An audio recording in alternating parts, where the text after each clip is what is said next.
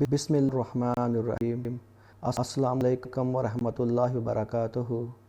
دوستو، میں آج آپ کو شیخ سعدی کی ایک حکایت سناتا ہوں۔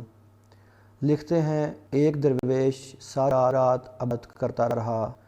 صبح ہوئی تو اس نے دعا کے لیے ہاتھ اٹھائے اور اپنی حاجات اپنے رب سے بیان کرنے لگا، لیکن غیب سے آواز آئی کہ تیری دعا قبول نہ ہوگی، فضول وقت برباد نہ کر۔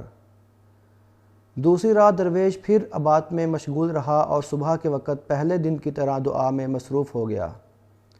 اس کے ایک مرید کو یہ بات معلوم ہو گئی تھی کہ ہاتف غیب نے میرے مرشد کی دعاؤں کے رد کیے جانے کی خبر سنا دی ہے۔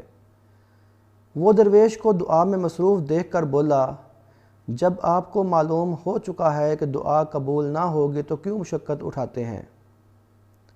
درویش نے مرید کی بات سنی تو آنکھوں سے اشک رواں ہو گئے۔ وہ گیر آواز میں بولا، تو ٹھیک کہتا ہے، مجھے دھتکار دیا گیا ہے، لیکن میں کیا کروں کہ اس دروازے کے سوا کوئی اور دروازہ بھی تو نہیں ہے۔ اگر اللہ نے میری طرف توجہ نہیں کی اور میری دعا قبول نہیں کی تو یہ خیال نہ کر کہ میں اس کا در چھوڑ کر کہیں اور چلا جاؤں گا، میرا تو اور کوئی ٹھکانہ ہی نہیں۔ دوستو، دنا آدمی کبھی بھی اور کسی بھی حالت میں اللہ کے سوا کسی کو اپنا حاجت روا خیال نہیں کرتا، چاہے وہ بامراد ہو یا نامراد رہے۔ اس کی پیشانی صرف اور صرف مالک حقیقی کی چوکھٹ پر ہی سجدہ ریز رہتی ہے۔